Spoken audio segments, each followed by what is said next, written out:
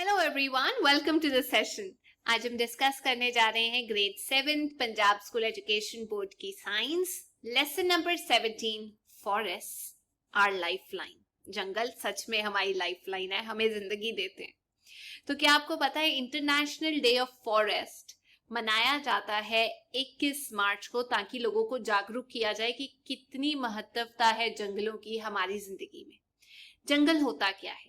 एक एरिया जहां पर हाई मात्रा में, बहुत ज्यादा हाई डेंसिटी में अपने आप पेड़, श्रब्स, छोटे छोटे पेड़ पौधे और हर्ब्स, जड़ी बूटियां उगती हैं बाकी जीव जंतुओं के साथ। मतलब नेचर का अपना एक करिश्मे का हिस्सा है वो। तो पहले तो हम ये समझते हैं कि ये जो शब्द है फॉरेस्ट, ये कहां से आया है। ये शब्द एक लैटिन वर्ड फॉरेस्ट से बना है, जिसका मतलब है आउट ऑफ डोर्स, दरवाजे के बाहर का हिस्सा। इसका ये मतलब है वो वाला हिस्सा जो खेती बाड़ी के एरिया का बाहर का इलाका है, या फिर जहां पार्क बने हुए हैं वहां के बाहर का इलाका है और उसको फेंस नहीं किया गया। मतलब आसपास से हम ये कह सकते हैं एरिया नहीं दिया गया कि इतना ही एरिया है, कुदरत ने अपने आप वहां पर जीव जंतु स्थापित किए हैं। ऐसे एरिया में ज्यादातर आपको भिन्न भिन्न प्रकार के जीव जंतु और पेड़ देखने को मिलेंगे। तो आप इमेज देख सकते हैं कि इसके अंदर अलग अलग तरीके के जो पेड़ हैं वो आपको देखने को मिलेंगे और अलग अलग जानवर मिलेंगे। बर्ड्स मिलेंगी, तितलियां मिलेंगे, जानवर में मंकीज भी मिलेंगे खास तौर पे।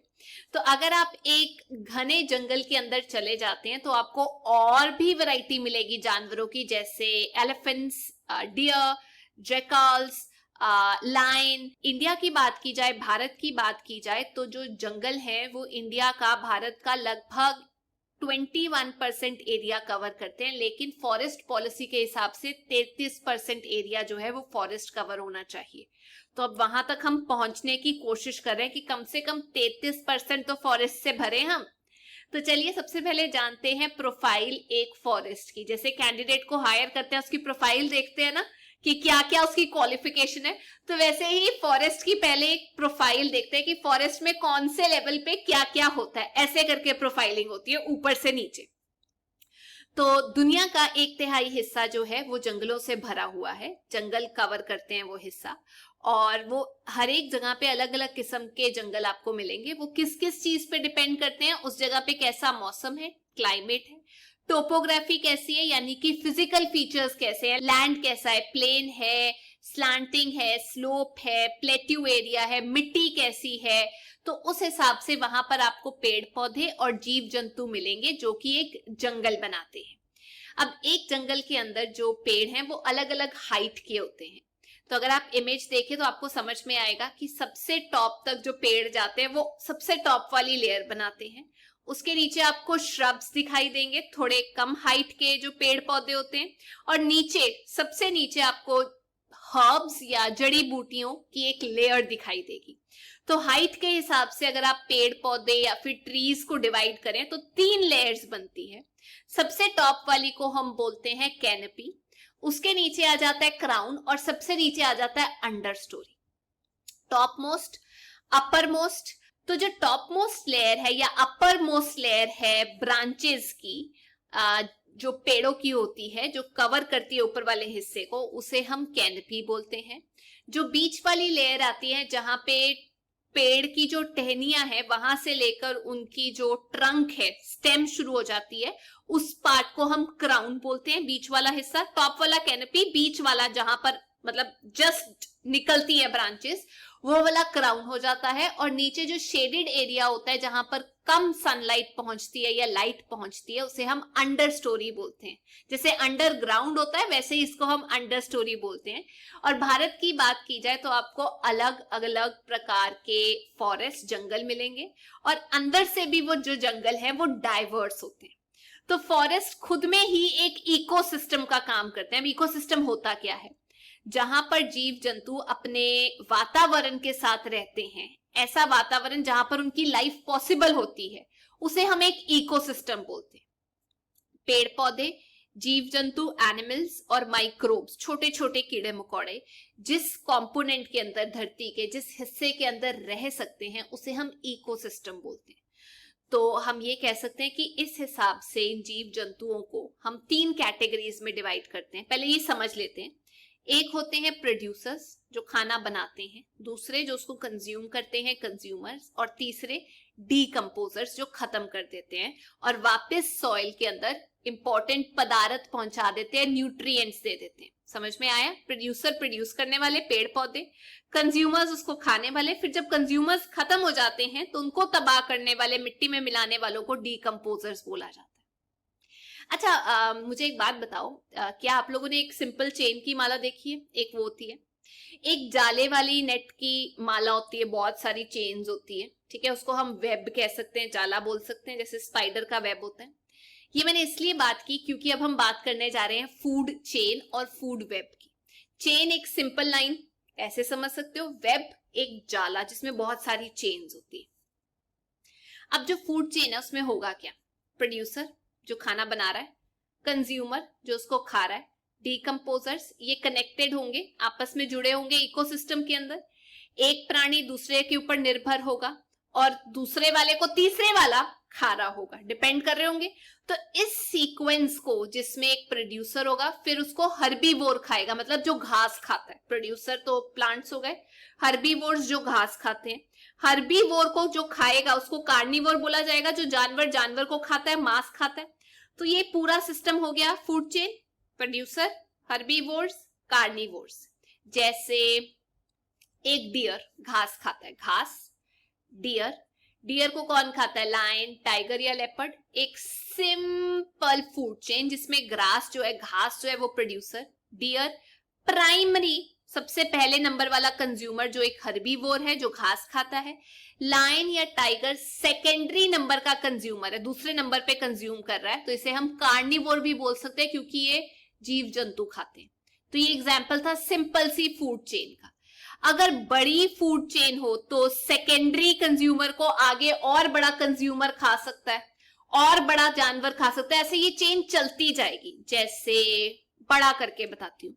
पहले घास हो गया, घास के बाद आ गया ग्रास हॉपर, ग्रास हॉपर के बाद आ गया सेकेंडरी कंज्यूमर डड्डू, फ्रॉग जो ग्रास हॉपर को खाता है, तो फ्रॉग, फ्रॉग के बाद आ गया हॉक जो फ्रॉग को खाता है, तो जो हॉक है वो हमारा आ गया टर्जरी कंज्यूमर, तीसरे नंबर पे आ गया ना। पहले ग्रास हॉपर पहला, फ्रॉग दूसरा, टर्जरी यानी तीसरे नंबर पे आ गया हॉक।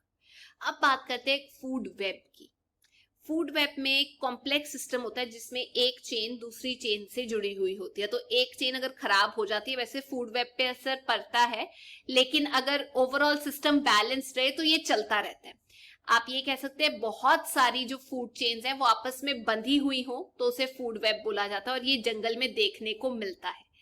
जैसे आप डायग्राम में देख सकते हैं, सबसे पहले पानी और सन लेके प्रोड्यूसर्स प्लांट्स क्लोरोफिल की मदद से अपना खाना बनाते हैं। फिर आगे प्राइमरी कंज्यूमर, कोई हर्बीवोर जो छोटे छोटे कीड़े मकोड़े हो गए। सेकंड नंबर पे सेकेंडरी कंज्यूमर ओमनीवोर, ओमनीवोर मतलब जो पेड़ पौधे भी खा लेते हैं, जानवर भी खा लेते हैं। फिर उसके बाद टर्जरी कंज्यूमर तीसरे नंबर पे आ गया, तो टर्जरी जिसको हम कह सकते हैं कार्निवोर हो सकता है, सांप। तो बुक में चौथे नंबर पे भी टर्जरी लिखा हुआ है, उसे हम क्वाटरनरी कंज्यूमर बोलते हैं। चौथे नंबर वाले को क्वाटरनरी कंज्यूमर बोल सकते हैं। आपने टर्जरी रखना है तो टर्जरी रख सकते हैं, पर मैं आपको बता रही हूँ चौथे नंबर को क्वाटरनरी कंज्यूमर बोलेंगे। तो जब वो खत्म हो जाता है उसको तबाह करने में डीकंपोजर्स मदद करते हैं, जो वापस मिट्टी में मिला देते हैं, और प्रोड्यूसर्स उसे यूज करते हैं। क्लियर? फूड चेन और फूड वेब। अब बात करते हैं जंगलों के क्या क्या फायदे हैं। हमारी जिंदगी में जंगल एक बहुत इंपॉर्टेंट भूमिका निभाते हैं। पहले जो इंसान थे, अर्ली ह्यूमन, वो खाने के लिए डिपेंड करते थे जंगलों पे, कपड़ों के लिए डिपेंड करते थे, रहने के लिए जंगलों पे डिपेंड करते थे। आज की डेट में भी हम डायरेक्टली, सीधे तौर पे या इनडायरेक्टली जंगलों पे डिपेंड करते हैं, बहुत कारणवश। जैसे सबसे पहले जंगल जो है वो सॉइल को, मिट्टी को पकड़ के रखते हैं, सॉइल इरोजन नहीं होने देते, फ्लड्स नहीं आने देते, ज्यादा नुकसान नहीं होने देते, क्योंकि जो उनकी जड़ें हैं वो मिट्टी के छोटे छोटे पार्टिकल्स को पकड़ के रखती है और सॉइल को उड़ने नहीं देती। दूसरा, हमें अलग अलग तरीके के नट्स, स्पाइसेस, मसाले, वो सब जंगलों से मिलते हैं जो वहां पौधे उगते हैं। तीसरा, ट्रीज जो पेड़ हैं वो क्लाइमेट को भी अपने कंट्रोल में करके रखते हैं, मतलब वो धरती से पानी एब्जॉर्ब करते हैं अपनी जड़ों के द्वारा और उसको जब हवा में रिलीज कर देते हैं वाटर वेपर के जरिए, तो अपने आसपास के एनवायरनमेंट को वो ठंडा रखते हैं, कूलिंग इफेक्ट देते हैं। इवेपोरेशन हो रही है ना, कूलिंग इफेक्ट याद है मैंने बताया था। अच्छा, उसके बाद और क्या फायदे होते हैं? जब वाटर वेपर कंटेंट ज्यादा हो जाता है एटमॉस्फेयर में, तो जो ट्रीज हैं वही रिस्पॉन्सिबल होते हैं बारिश लाने के लिए, बहुत जरूरी है। अच्छा, उसके बाद पेड़ों का फायदा देखो कि हम जो ऑक्सीजन हमें मिलती है वो पेड़ों से मिलती है, और हम जो छोड़ते हैं कार्बन डाइऑक्साइड वो पेड़ खुद यूज कर लेते हैं, पौधे यूज कर लेते हैं अपना खाना बनाने के लिए, और हमारे लिए ऑक्सीजन छोड़ते हैं सांस लेने के लिए, चीजें जलाने के लिए, बाकी कामों के लिए ऑक्सीजन की जरूरत होती है। तो ये जो कार्बन डाइऑक्साइड है, अगर ये बहुत ज्यादा हो गई तो क्या होगा? सन की हीट जो आएगी वो भी कार्बन डाइऑक्साइड एब्जॉर्ब कर लेगी, क्योंकि ये हीट ज्यादा एब्जॉर्ब करती है, और धरती से जो वापस किरणें जा रही है उसको भी एब्जॉर्ब कर लेगी। तो धरती एकदम गर्म गोला बन जाएगी, ग्रीन हाउस इफेक्ट हो जाएगा कार्बन डाइऑक्साइड ज्यादा होने की वजह से। तो इसीलिए जंगलों का होना जरूरी है। वो हमें टिम्बर देते हैं, अलग अलग तरीके की लकड़ी मिलती है, जैसे साल, महागनी, टीक, रोजवुड। टिम्बर की जितनी भी इंडस्ट्रीज है, plywood, saw mills, paper, pulp, cardboard, ये सब ट्रीज के ऊपर तो निर्भर होती है। इवन लकड़ जलाने की जो लकड़ी है वो हमें पेड़ों से मिलती है। काफी सारे प्लांट्स हैं, जैसे नीम हो गया, यूकलिप्टस हो गया, आंवला हो गया जिसे गूजमेरी भी बोला जाता है, वो आयुर्वेदिक दवाइयों के काम करते हैं, उसमें इस्तेमाल किए जाते हैं। जो सिंशोना ट्रीज होते हैं वो हमें कुनीन देते हैं, जो जरूरी है जब किसी को मलेरिया हो जाता है तो एक दवाई का काम करता है। वो अलग अलग तरीके का घास मिलता है, जैसे लेमन ग्रास, वनीला, केवड़ा, खस, ये सब इंपॉर्टेंट है, जिससे ऑयल भी, तेल भी निकाला जा सकता है। सैंडलवुड, यूकलिप्टस, पाइन से भी हमें तेल मिलता है, जो कि पेड़ों के जरिए ही मिलता है। जो फॉरेस्ट है, जंगल है, उससे इंपॉर्टेंट रेजिन्स मिलते हैं जो कि यूज किए जाते हैं वार्निश में, पेंट करने के लिए। लेटेक्स मिलता है जो रबड़ बनाने के इस्तेमाल में यूज किया जाता है। बैम्बू मिलता है जो कि एक चारे का भी काम करता है, और उससे पेपर भी बनाया जाता है, पल्प भी बनाया जाता है, बैम्बू की बास्केट भी बनाई जाती है, टोकरी भी बनाई जाती है।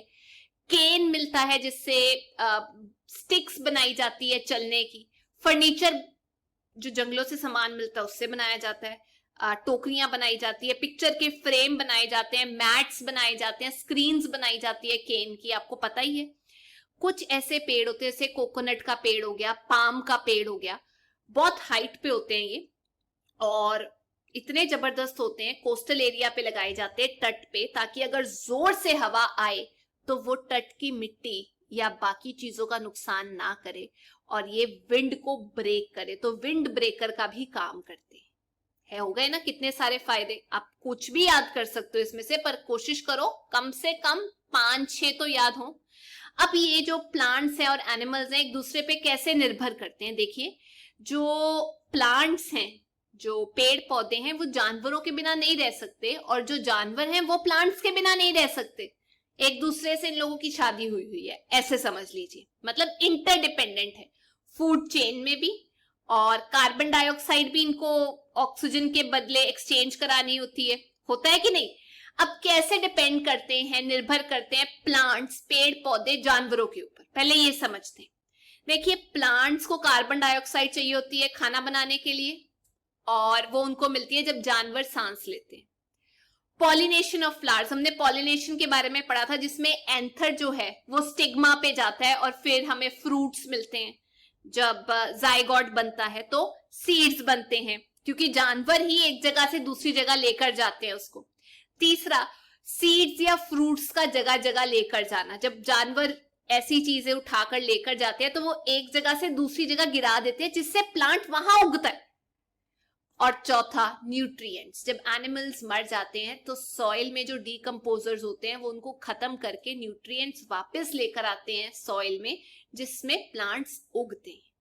अब पता कर लेते हैं कि एनिमल्स, जानवर, प्लांट्स के ऊपर कैसे डिपेंड करते हैं, निर्भर करते हैं। सबसे पहला तो खाने के लिए, पत्ते, फ्रूट्स, सीड्स, नट्स, बाकी चीजें जो चाहिए होती है वो सब प्लांट से मिलती है। दूसरा, ऑक्सीजन मिलती है जो प्लांट्स रिलीज करते हैं, छोड़ते हैं फोटोसिंथेसिस के टाइम पे। तीसरा, उनको शेड मिलता है, जब छाया लेनी होती है बड़े बड़े पेड़ के नीचे जाके छुप जाते हैं। प्रोटेक्शन मिलता है सन से, सूरज से, बारिश से। शेल्टर भी उनको मिलता है, यानी जो बर्ड्स हैं अपने घोंसले बनाती हैं ट्रीज के ऊपर, अंडे देती हैं, नए जानवरों को पैदा करती हैं। जो वाइल्ड एनिमल्स हैं, बड़े बड़े जो जानवर हैं, वो भी अपने आप को बुश के पीछे, लंबी लंबी ग्रास के पीछे छुपा के रख सकते हैं। अब ह्यूमन बींग्स, इंसान भी तो प्लांट्स के ऊपर निर्भर हैं। कैसे निर्भर है? खाने के लिए जितने हमें फाइबर मिलते हैं, नेचुरल फाइबर जैसे कॉटन, जूट, सब प्लांट से मिलता है। लकड़ी मिलती है, फायरवुड, टिम्बर, प्लाईवुड, पेपर के लिए लकड़ी, पल्प के लिए लकड़ी। फिर अलग अलग तरीके की दवाइयां, स्पाइसेस, मसाले, नीम, सिनेमन, आंवला, कार्डमन, ये सारी चीजें, और यहां तक कि सिंशोना।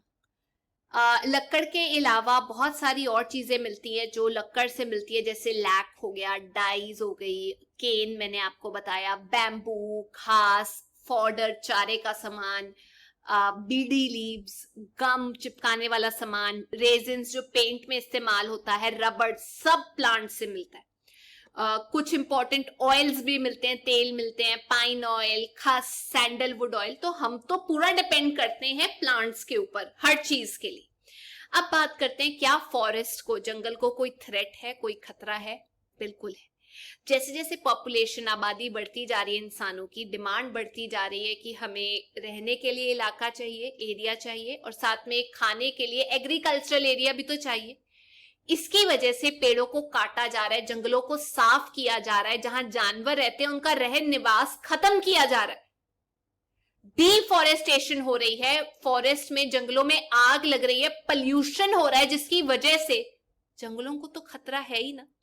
जो जंगल है, ना केवल भारत के बल्कि दुनिया के जो जंगल हैं, वो खत्म होते जा रहे हैं बड़ी तेज स्पीड पे, और उसका जिम्मेदार सिर्फ और सिर्फ इंसान है। जी हाँ, कुछ कारण जान लेते हैं डिटेल में जिसकी वजह से जंगल जो हैं वो खत्म हो रहे हैं। सबसे पहला, डिफॉरेस्टेशन। बड़ी मात्रा में, बड़े स्केल पे पेड़ों को काटे जाना, उसको डिफॉरेस्टेशन बोला जाता है। मतलब बिल्कुल खत्म कर देना जंगलों को, वुडलैंड्स को। क्यों किया जा रहा है? क्योंकि हमें जमीन चाहिए खेती बाड़ी के लिए, इंडस्ट्रीज के लिए, रहने के लिए, सड़कों के लिए, रेलवे ट्रैक बनाने के लिए, स्विमिंग पूल, रिक्रिएशन मतलब एंटरटेनमेंट के लिए। कम से कम नहीं तो 15 से 20 हेक्टेयर्स जो ट्रॉपिकल फॉरेस्ट है वो हर साल साफ किए जा रहे हैं। पेड़ों को काटा जा रहा है टिम्बर के लिए, फायरवुड के लिए। तो क्या क्या कॉजेज हो रहे हैं डिफॉरेस्टेशन के? डिमांड बढ़ रही है फ्यूल वुड की, लकड़ जो जलाई जाती है खाना बनाने के लिए, लकड़ चाहिए पेपर के लिए, टिम्बर के लिए। ओवर ग्रेजिंग बाय कैटल, यानी जो भेड़ बकरियां हैं, जो जब उसको चराने लेके जाया जाता है तो वो पूरा घास खा जाती है और एक ही जगह पे चराया जाता है। माइनिंग एक्टिविटीज, जो नीचे से खोद खोद के सामान निकाला जा रहा है, उसकी वजह से जंगलों को काटा जा रहा है। और आखिरी कारण हम ये कह सकते हैं, जो वाटर का टेबल है नीचे, जो हम खींचते जा रहे हैं पानी, उसकी वजह से जड़ों को पानी मिल ही नहीं रहा और पेड़ पौधे सूख के मर रहे हैं। अब इसके क्या असर हो रहे हैं डिफॉरेस्टेशन के? क्या आपको पता है? 1 जुलाई से लेके 7 जुलाई तक वन महोत्सव हफ्ता मनाया जाता है, वीक मनाया जाता है, ताकि जागरूकता पैदा की जाए पेड़ों के बारे में। क्या इफेक्ट है, असर होगा डिफॉरेस्टेशन का? तो मैं आपको बताती हूं कि क्या असर होता है डिफॉरेस्टेशन का, जंगल काटने का, पेड़ों की सफाई करने का। इससे वातावरण को कितना नुकसान होता है? सबसे पहले ग्लोबल वार्मिंग होगी, क्योंकि टेम्परेचर बढ़ जाएगा। कोई भी नहीं होगा जो इवेपोरेशन करके हीट को कंट्रोल कर ले। बारिश कम होगी, जंगल बन जाएंगे एरियाज, बिल्कुल डेजर्ट्स हो जाएंगी ज्यादा। तीसरा, सॉइल इरोजन होगी, जिसकी वजह से ह्यूमस कंटेंट जो है वो बिल्कुल खत्म हो जाएगा, जो उपजाऊ धरती है वो भी बंजर हो जाएगी।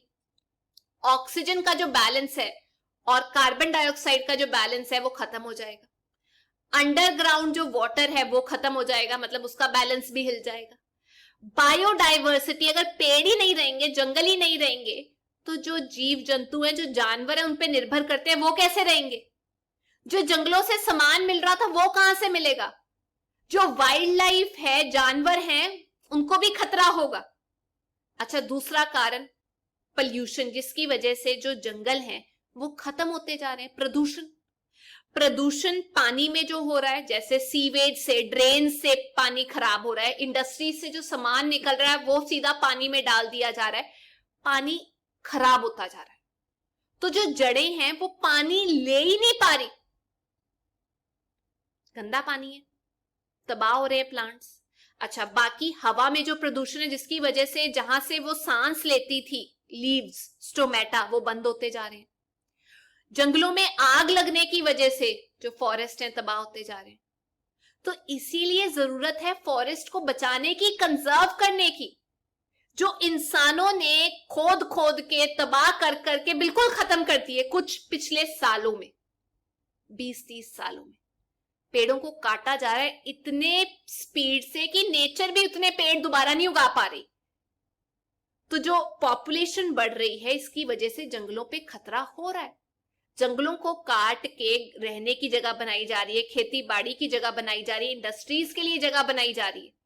तो ये बड़े पैमाने पे जो डिफॉरेस्टेशन की जा रही है, ना केवल प्लांट्स, पेड़ पौधे, बल्कि जानवर भी खतरे में आ गए, उनकी वैरायटी खतरे में आ गई है। तो इसीलिए जरूरत है कि हम जंगलों को मैनेज करें, समझें, कंजर्व करें, और अगर पेड़ काटा जा रहा है तो उसको वापस से उगाया जाए। क्या कुछ किया जा सकता है इसके लिए? देखिए, सबसे पहले जो लकड़ हम इस्तेमाल करते हैं फ्यूल के तौर पे जलाने के लिए, उसकी जगह कुछ और यूज कर लो, बायोगैस यूज कर लो। दूसरा, जो लकड़ के लिए हम पेड़ को काटते हैं टिम्बर के लिए, उसको कम से कम यूज किया जाना चाहिए। या फिर अगर आप काट ही रहे हो तो जितने पेड़ काट रहे हो उतने और लगाओ भी तो। और तीसरा, एक जंगल के अंदर जो पेड़ों की पॉपुलेशन है वो एज के हिसाब से होनी चाहिए। कुछ पेड़ इस एज के, कुछ इस, ताकि वो सबसे बड़े जब काटे जाएं तो ये छोटे वाले और बढ़ जाएं और अगले नंबर वाले और बड़े हो जाएं। तो ऑर्डर में काटो। चौथे नंबर पे जो फॉरेस्ट में आग लग जाती है, जंगलों में आग लग जाती है, उसको चेक करने का एक सिस्टम स्थापित करना चाहिए।